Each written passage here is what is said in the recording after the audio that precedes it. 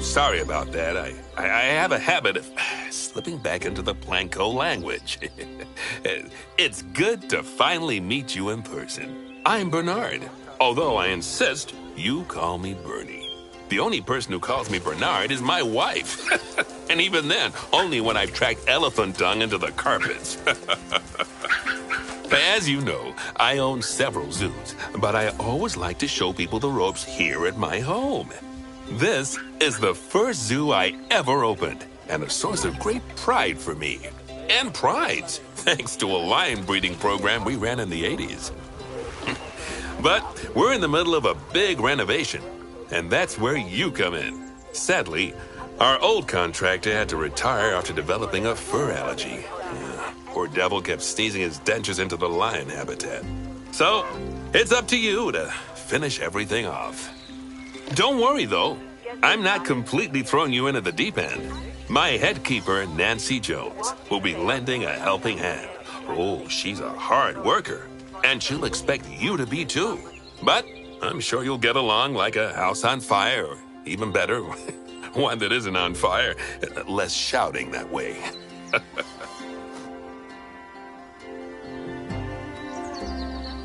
Hello there. From that rosy, fresh face of yours, I'm guessing you're Bernie's new hire. Good. Now, I hope you're ready to ditch your diploma because we're about to get really hands-on. But before we begin the real work, how about we familiarize you with the zoo by learning how to fly around it and visiting some of our beautiful animals. We'll start by popping over and having a look-see at the grizzly bears in their habitat. Did you know that grizzly bears, also known as Ursus arctos horribilis, can hibernate for up to 7 months a year? Oh, but then again, given the chance, I think a lot of people would do that too. Select one of the bears and you'll bring up its information panel.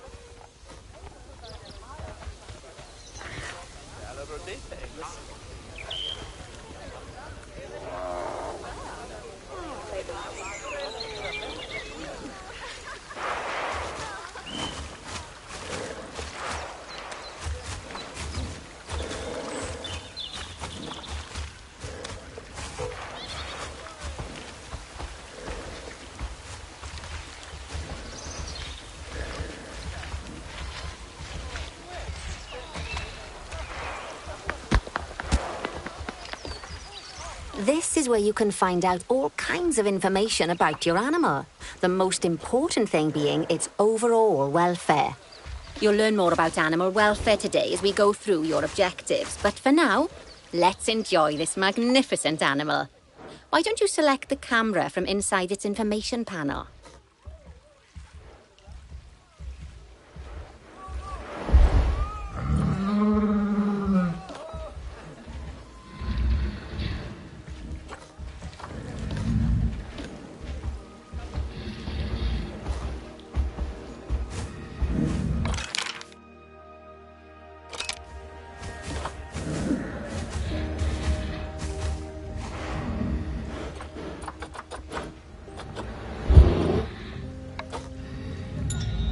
See, now this is a fantastic way to get a close look at your animals.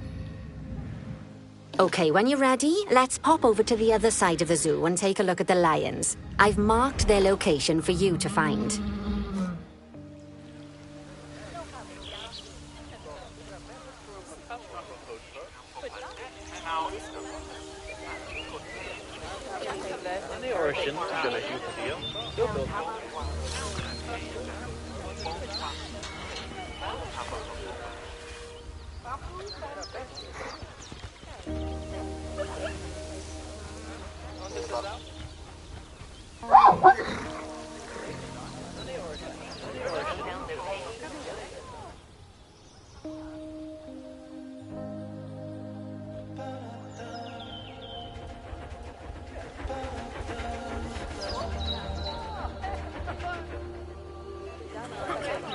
Panthera leo leo, or the West African lion to you and me. Lions are the most social of the big cats, and there can be as many as 40 lions in a pride, although prides of that size are pretty rare. As Bernie would say, those lions are awesome, which is precisely why I handle the training instead these days. Anyway, how about we get started on those objectives? Come on, let's head over to an empty habitat and see what needs doing there.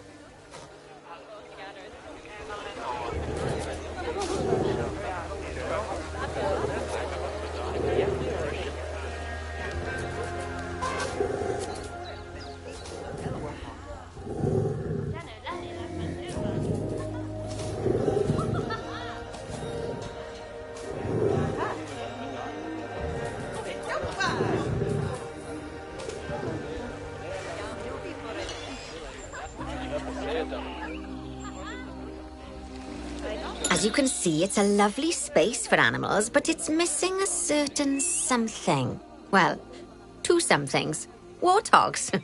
So I'd like you to adopt a pair of them. To adopt animals, we need to open the animal market, which is in the animal trading section.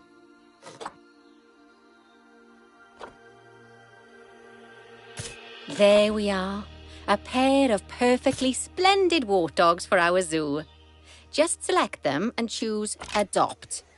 Normally, the animal exchange would be full of animals, but I've emptied out the market while you learn how it works. The last thing I need is you accidentally ordering a dozen elephants.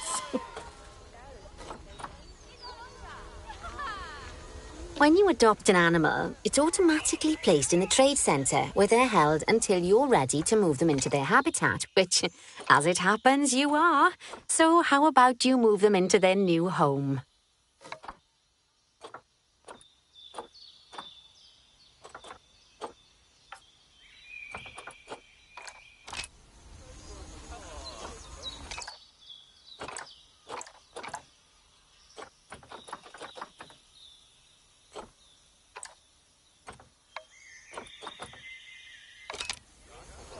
When you ask for an animal to be moved into a habitat, your caretakers will go to the trade centre, collect your animal and deliver them to your selected habitat. I've marked the trade centre's location, so let's go and watch the caretakers in action.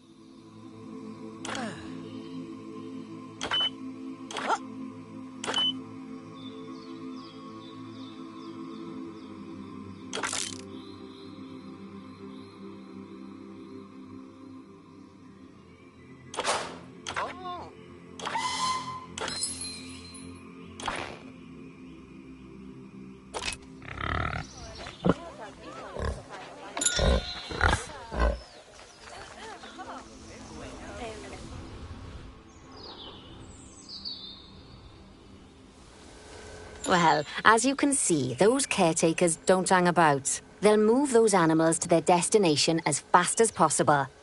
Of course, normally we'd have to place the animals into quarantine before moving them into a habitat, but I am assured by a person of good standing that these warthogs are in the very rudest of health.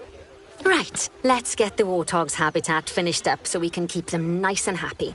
You see, each animal in the zoo has an overall welfare statistic, basically how happy they are. And that overall welfare statistic is itself comprised of 4 different areas: nutrition, social health, habitat, and enrichment. Luckily, if you select an animal, you'll bring up their animal welfare information panel, which we saw earlier, where you can see how they're doing. That way, you'll know exactly what areas need to be addressed. Don't worry if that's a lot to remember. You can always check the Zoopedia for more information. Let's start by making sure we're taking care of the warthog's nutrition welfare. To do this, we'll need to place a food station and a drinking station. Now, each animal requires a different type of feeding station. And for the warthogs, it's a small feeding trough. So let's add one of those and a water bowl.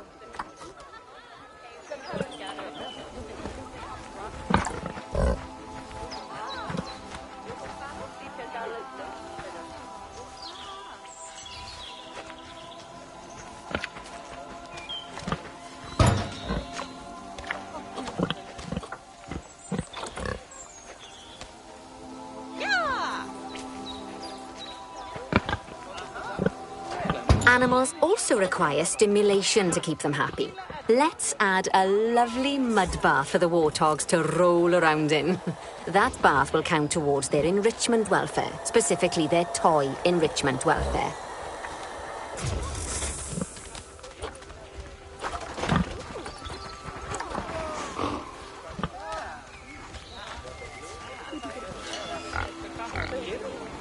Oh, nice work. You've got a knack for this, I see. Now, our contractor had to leave in a hurry, so this place is in a pharaoh's state. Unfinished thingamajigs and whatsits all over the shop. But the first thing we need to finish is the ostrich habitat. It's over near the hippos.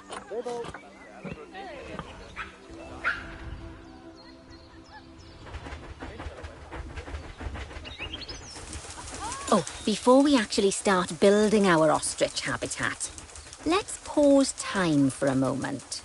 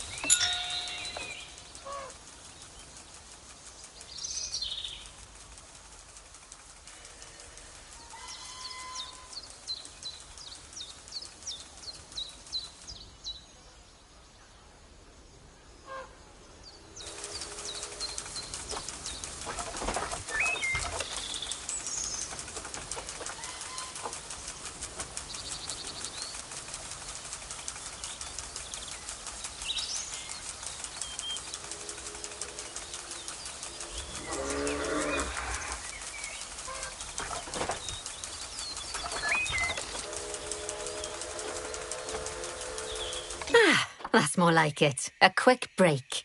Sometimes it's a good idea to pause the game whilst you're doing something which requires your concentration, because it'll stop the zoo spinning out of control while you're looking the other way. Let's keep the game paused while we get this ostrich habitat built. Okay, job number 1 here is to add a habitat gate before we complete the barrier. Every habitat needs a habitat gate. After all, how else would the keepers get in and out? Just make sure it's hooked up to the path so the keepers can reach it.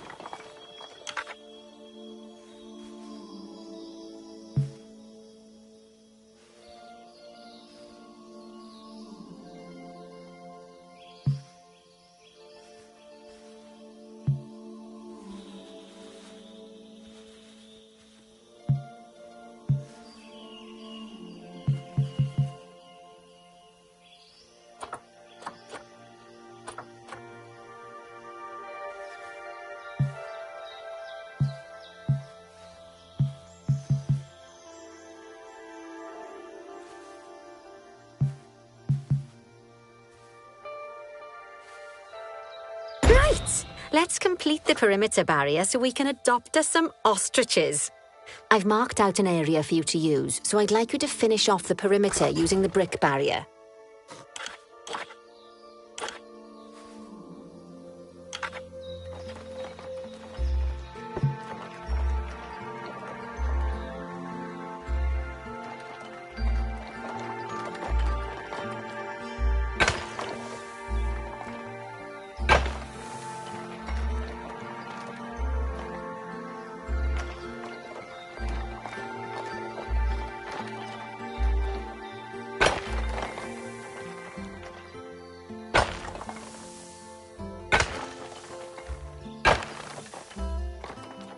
Good work! Remember, before you can place animals in any habitat, it has to have a full loop of connected barrier. Now, you've probably noticed that guests can't actually see into this habitat at the moment. At least not without a stepladder. But seeing as they're banned, I'd like you to select a piece of barrier and swap out the brick for a glass barrier, so the guests can see in.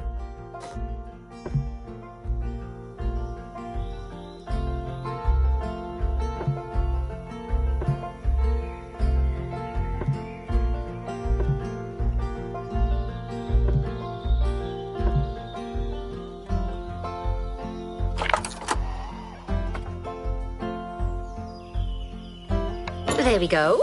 Adding in more windows gives guests even more opportunities to see the animals in a habitat.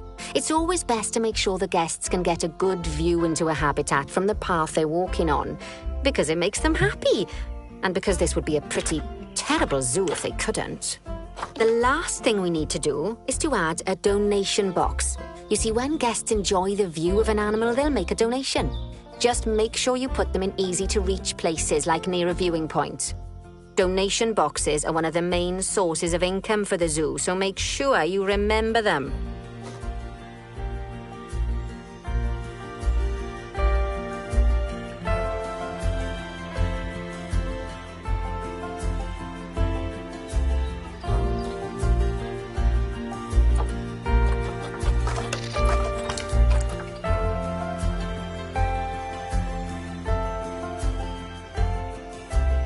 Now, before we adopt our ostriches, you should unpause time. After all, if time's paused, then so are our caretakers, which will make it a bit tricky for them to deliver the ostriches.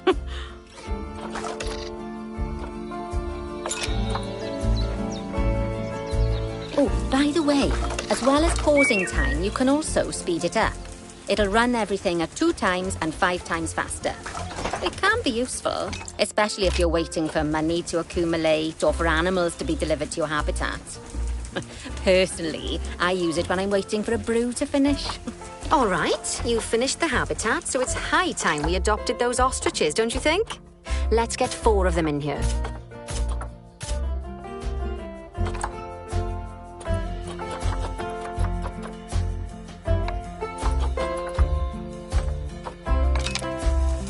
While we wait for them to be collected by the caretakers and brought to the habitat, you should get it ready for them.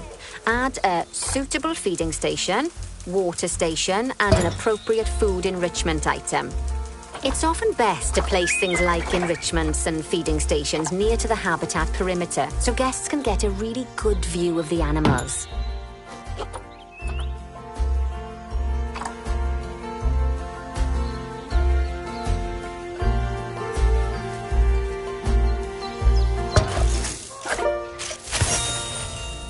Oh, good to see the ostriches have somewhere they can really stretch their legs.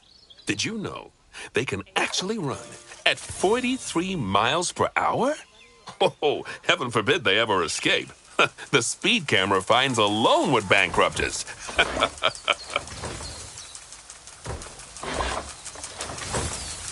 Well, Bernie certainly seems impressed. Did you do his speed camera joke? Every time we get an ostrich.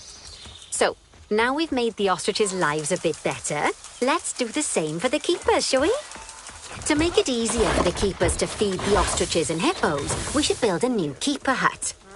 Keeper huts are where the keepers prepare the food for animals, so they should be placed near to the habitats to make sure the keepers don't waste their time walking when they should be looking after the animals.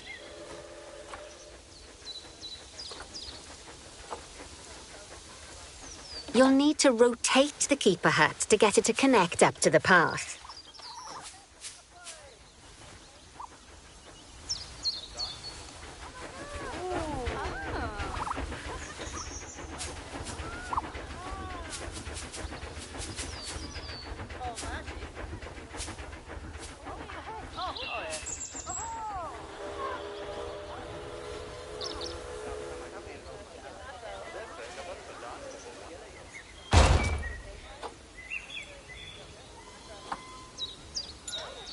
This keeper hut only has space for one keeper, but the larger keeper hut can allow multiple keepers to prepare food at the same time. Oh, but bear in mind that keeper huts and other staff facilities shouldn't be placed near to areas where there are lots of guests. Guests don't like seeing facility buildings, and it can affect their happiness. Negatively. In case that wasn't clear. Something that all facilities, shops, and a whole host of other objects need is power. And that obviously includes your newly built keeper hut. So let's place a transformer next to it, shall we?